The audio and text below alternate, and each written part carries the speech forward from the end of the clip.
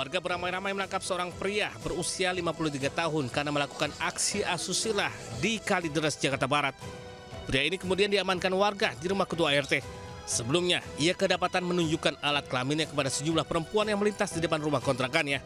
Aksinya tentunya sangat meresahkan. Warga pun akhirnya mengamankan pelaku sebelum diserahkan ke polisi. Udah berapa lama tinggal di sini, Pak? Dia kurang tahu, udah lama juga sih. Udah lumayan lama juga ya? Dia tinggal seorang diri atau sama keluarga juga? Dia punya keluarga, tinggal sendiri. Oh, di sini sendiri. Iya. Profesinya apa pelaku, Pak? Dagang itu ya, dagang. Oh, dagang. Dagang apa, Pak? Dagang. Kurang tahu udah dagang apa dia. Guna menghindari amukan emosi warga, petugas kepolisian sektor Kalideres yang mendatangi lokasi langsung membawa pelaku ke kantor polisi. Dari Jakarta, Miftahul Gani, Anyus melaporkan. Pasangan sejoli ditangkap polisi setelah viral mencuri kacamata di pusat perbelanjaan di Bekasi dan Jakarta. Sementara di Banjarnegara, seorang pria mencuri sejumlah HP yang ternyata hanya tiruan.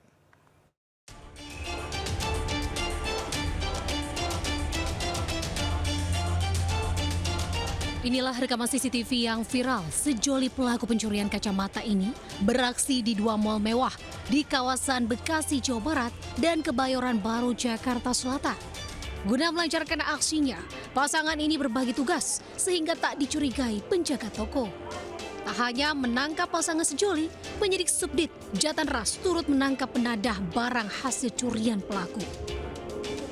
Akibat pencurian tersebut, pemilik toko kacamata merugi puluhan juta rupiah. Diduga, para pelaku merupakan sindikat pencuri yang kerap beraksi di sejumlah lokasi. Ini adalah eksekutor atau yang melakukan pencurian di beberapa TKP. Jadi ini merupakan sindikat, ya, sindikat pencurian di Bekasi, kemudian mal di Jakarta Utara, sama sebuah mal di Jakarta Selatan. Kemudian barang-barangnya dijual ke tersangka HS. Pasangan pelaku pencurian kacamata dijerat pasal tentang pencurian. Sementara seorang penadah dijerat pasal 480 KUHP dengan ancaman hukuman 5 tahun penjara. Di Jakarta Selatan, Helmi Sayangbati melaporkan.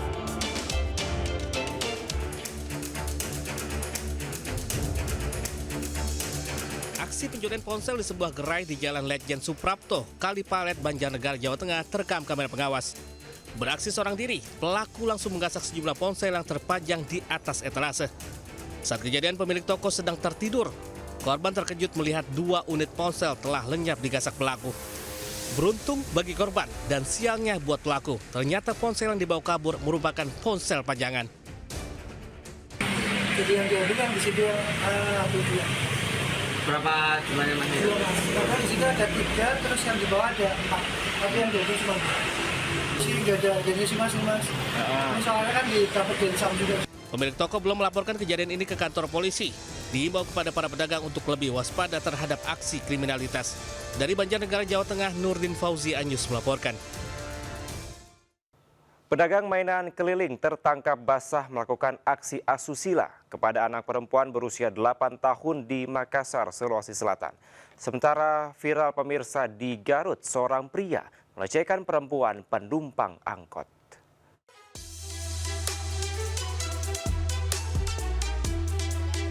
Warga menghakimi seorang pria berusia 30 tahun di Jalan Masaleh, di Kelurahan Tamaung, Kecamatan Panakukang, Kota Makassar, Sulawesi Selatan. Sebelumnya pria ini kebergok saat melakukan aksi asusila terhadap anak perempuan berusia 8 tahun. Modus pelaku mengiming-iming korban mainan gratis, kemudian melecehkan korban di semak-semak. Beruntung aksi asusila diketahui warga yang kebetulan melintas. Setelah babak belur dihakimi warga, pelaku kemudian dibawa anggota Polsek Panakukang ke kantor polisi. Ia selanjutnya diserahkan ke unit PPA Polrestabes Makassar guna proses hukum lebih lanjut. Karena pelaku ini sempat membawa di korban di semak-semak, namun tidak oleh warga sekitar sehingga sempat diambil maksa karena korbannya di bawah umur. Untuk mempertanggungjawabkan perbuatannya, kini pelaku merekam di sel tahanan Polres Makassar. Dari Makassar, Sulawesi Selatan, Muhammad Durbone, Anyus melaporkan. Bapak ngapain tadi pegang-pegang saya? Pas saya naik. Viral di media sosial aksi pelecehan terhadap seorang penumpang perempuan di dalam angkot jurusan Leles, Garut, Jawa Barat. Tak terima diperlakukan tak senonoh, korban yang berstatus sebagai mahasiswi memarahi pelaku. Setelah video tersebut viral, Satreskrim Polres Garut akhirnya menyelidiki kasus dan menangkap pelaku. Nyuruh korban untuk naik, ayo cepat naik. Nah, kebetulan kepeganglah istilahnya pantat perempuan tersebut. Kemudian begitu turun, perempuan tersebut memarahin kepada penumpang yang memegang pantat tersebut. Namun demikian, korban enggan melapor secara resmi kepada polisi hingga akhirnya kasus ini diselesaikan secara kekeluargaan dan pelaku meminta maaf atas perbuatannya. Dari Garut, Jawa Barat, Solihin Anyus melaporkan. Seorang pria ditangkap polisi di Pangandaran, Jawa Barat karena melecehkan siswi SMA hingga hamil. Sementara itu seorang kakek berusia 77 tahun kepergok tetangganya saat melecehkan anak berusia 14 tahun.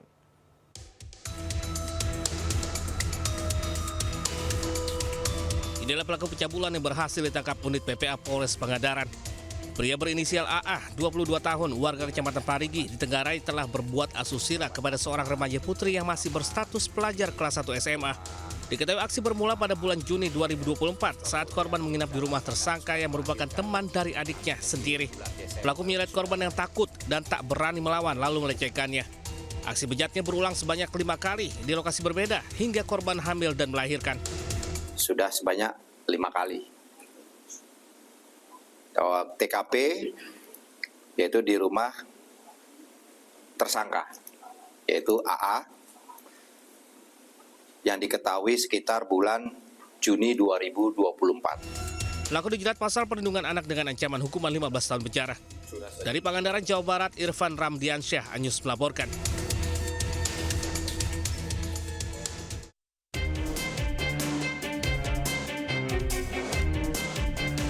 Kakek berinisial AW, 77 tahun, ditahan anggota Polres Indragiri Hilir, Riau karena melecehkan anak perempuan berusia 14 tahun. Ia ditangkap setelah aksinya melecehkan korban kepergok tetangganya. Dalam pemeriksaan terungkap aksi bejat pelaku sudah berlangsung 5 kali sejak Februari hingga Juli.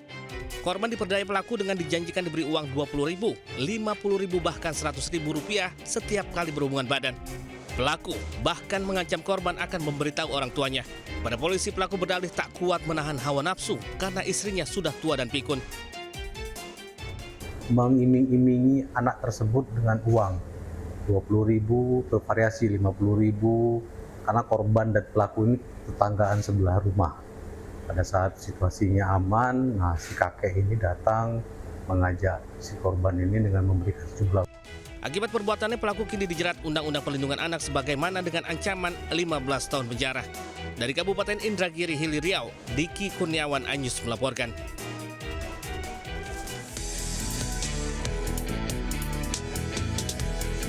Total 614 pucuk senjata api rakitan dimusnahkan di lapangan tembak Makobrimob Polda Sumatera Selatan. Ratusan senpira ini didapat dari ungkap kasus serta operasi sikat musi dan kesadaran masyarakat untuk menyerahkan senjata api rakitan miliknya. Sepanjang tahun 2024, Polda Sumatera Selatan mengamankan 169 pucuk laras panjang, 93 pucuk laras pendek serta 92 butir amunisi. Sementara di tahun 2025 mengamankan 154 pucuk laras panjang, 148 pucuk laras pendek serta 56 butir amunisi. Polda Sumatera Selatan juga menerima 50 pucuk senpi rakitan dari masyarakat yang sadar akan bahayanya menyimpan senjata api rakitan. Dari Palembang, Sumatera Selatan, Firdaus Anyus melaporkan.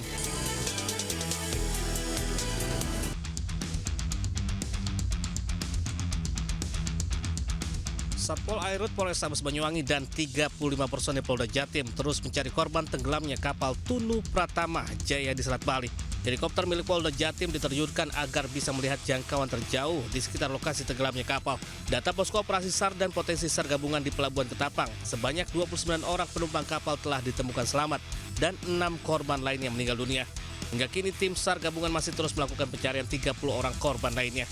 Sementara itu, 6 jenazah korban tenggelamnya KMP Tunu Pratama Jaya, 1 diantaranya balita usia 3 tahun, Kamis malam tiba di Pelabuhan Ketapang, Banyuwangi, Jawa Tengah. Seluruh korban langsung dibawa ke RSUD Blambangan untuk proses identifikasi dan pencocokan data. Selanjutnya, korban diserahkan kepada keluarga untuk dimakamkan. Tim Liputan Anyus melaporkan. Pemirsa, sebuah truk tabrak truk lainnya yang sedang parkir di Gunung Kidul, Yogyakarta. Evakuasi sopir truk yang terhimpit berlangsung dramatis.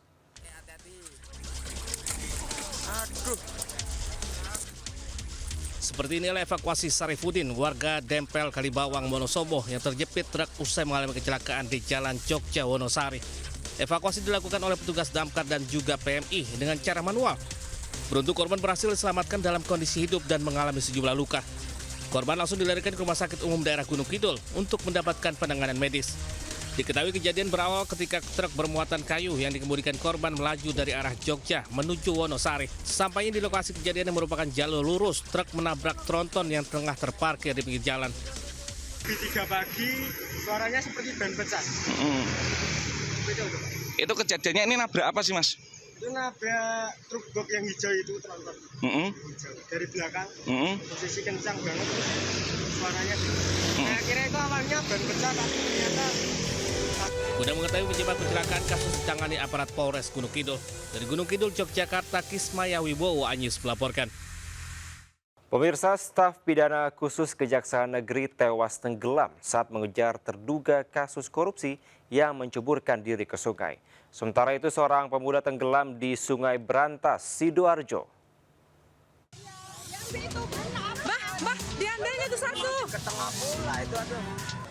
Video amatir merekam saat staf pidana khusus Kejaksaan Negeri Simalungun hanyut ketika berusaha mengejar terduga pelaku korupsi Kepala Desa Banjarhulu Simalungun yang melompat ke Sungai Silau, Asahan, Sumatera Utara. Warga sekitar sempat berusaha menolong korban namun naas tak berhasil. Sementara Kepala Desa yang nyaris ikut tenggelam berhasil diselamatkan. Setelah tim SAR gabungan melakukan pencarian, korban akhirnya ditemukan dalam kondisi sudah meninggal dunia. Usai dievakuasi, jasad korban kemudian langsung dibawa ke Rumah Sakit Duka. Sebelumnya, pihak kejaksaan memanggil Kepala Desa dan Bendahara Desa Banjarhulu di sebuah kafe di pinggir sungai terkait dugaan kasus korupsi yang merugikan negara lebih dari 300 juta rupiah. Melihat petugas, Kepala Desa berupaya kabur dan menyeburkan diri ke sungai. Tidak pidana korupsi, tidak pidana korupsi. Kepala Desa? Iya, Kepala Desa. Ini kayaknya sudah perlawanan. Bangun lari katanya langsung ke sungai, langsung dikejar sama yang bersangkutan. Kini Kepala Desa Banjarhulu yang sempat melarikan diri telah diamankan ke kantor Kejaksaan Negeri Simalungun. Dari Asahan, Sumatera Utara, Ulil Amri Anyus melaporkan.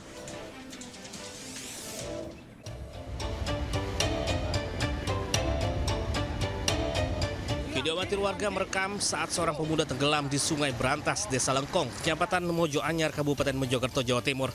Warga di lokasi tak bisa berbuat banyak karena dam pintu Rolak Songo dibuka sehingga arus sangat deras. Beberapa detik kemudian tubuh pemuda tersebut hilang ditelan derasnya air. Tim SAR dari gabungan relawan di Kabupaten Mojokerto kemudian didatangkan ke lokasi untuk melakukan pencarian. Diketahui korban adalah Yusafat, warga Desa Wonoayu, Kabupaten Sidoarjo. Sebelum tenggelam, korban diketahui sempat menitipkan sepeda motor kepada relawan pengatur lalu lintas di dam Rolak Songo. Habis itu sebentar, agak lama tiba-tiba langsung loncat orangnya. Dari atas tuh? Dari atas ke situ. Berapa orang? 1 orang. Tadi motor apa? Honda Beat warna merah. Hingga kini kasus tenggelamnya korban masih diselidiki anggota Polsek Mojo Anyar. Polisi pun terus berkoordinasi dengan pihak Basarnas dan relawan mencari korban. Dari Kabupaten Mojokerto, Jawa Timur, Solahuddin Anyus melaporkan.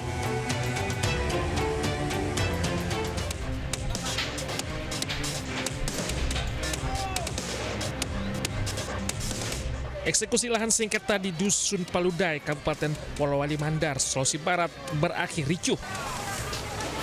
Masa yang menolak eksekusi melakukan perlawanan dengan melempar batu hingga bom molotov ke arah petugas yang berada di lokasi. Akibatnya sejumlah petugas polisian terluka. Mereka memprotes putusan pengadilan yang memenangkan pihak penggugat atas lahan sengketa seluas 60 are yang terbagi dalam sejumlah objek. Warga tak terima tanah mereka diambil alih hingga melakukan perlawanan. Petugas pun berupaya memecah kerumunan warga dengan menembakkan gas air mata. Polres Polewali Mandar mengerahkan 223 personel untuk mengamankan eksekusi tersebut. Penjagaan ketat dilakukan untuk membuarkan massa yang melawan. Dari Polewali Mandar, Sulawesi Barat, Hussein Zainal melaporkan.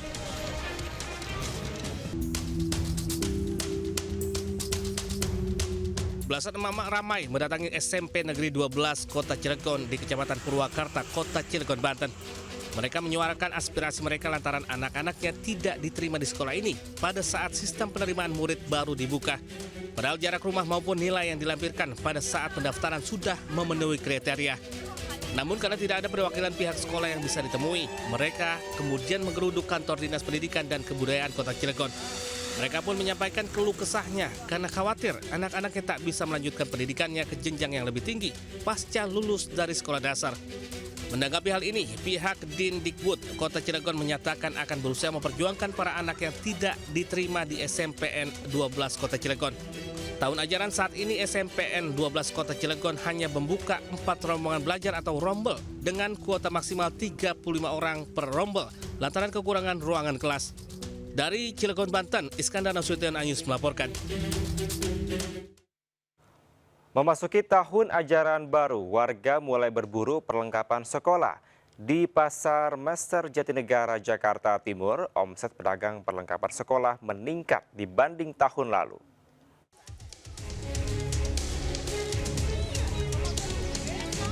Pasar Mester Jatinegara, Jakarta Timur mulai ramai pengunjung yang mencari perlengkapan sekolah. Dari buku tulis hingga seragam sekolah kini diburu pengunjung. Peralatan menulis banyak dicari orang tua murid di samping sepatu dan perlengkapan lainnya. Beli perlengkapan sekolah, beli buku, pulpen, seragam sekolah. Mumpung belum terlalu dekat dengan waktunya sekolah, jadi kita lebih prepare. Sampai kapan sih ini libur sekolahnya? Insya Allah sampai tanggal 13, tanggal 14 Juli sudah masuk kembali. Menurut pembeli, harga perlengkapan sekolah di pasar ini lebih terjangkau. Seragam sekolah dijual dengan harga beragam, mulai dari Rp120.000 hingga Rp140.000. Ya, sampai akhir bulan masih rame. Soalnya kan kalau baru masuk kan biasa baru pengenalan sekolah. Kalau kita sih kan biasa grosiran buat jual lagi. Ya, lumayan lah kalau sekarang sih. Pedagang merasa senang karena keuntungan pada tahun ini meningkat dibanding tahun lalu. Mereka juga berharap keuntungan dari penjualan perlengkapan sekolah terus naik hingga mendekati hari masuk sekolah nanti. Dari Jakarta, Rio Manik, iNews melaporkan. Seorang anak berkebutuhan khusus hilang usai meninggalkan rumahnya di Jalan Haji Nasir, Srengseng, Jakarta Barat.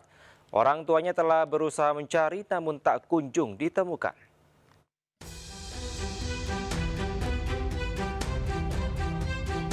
Yunanda Pandu Pratama, 16 tahun, anak berkebutuhan khusus hilang usai meninggalkan rumahnya di Jalan Haji Nazir, Srengseng, Kembangan, Jakarta Barat.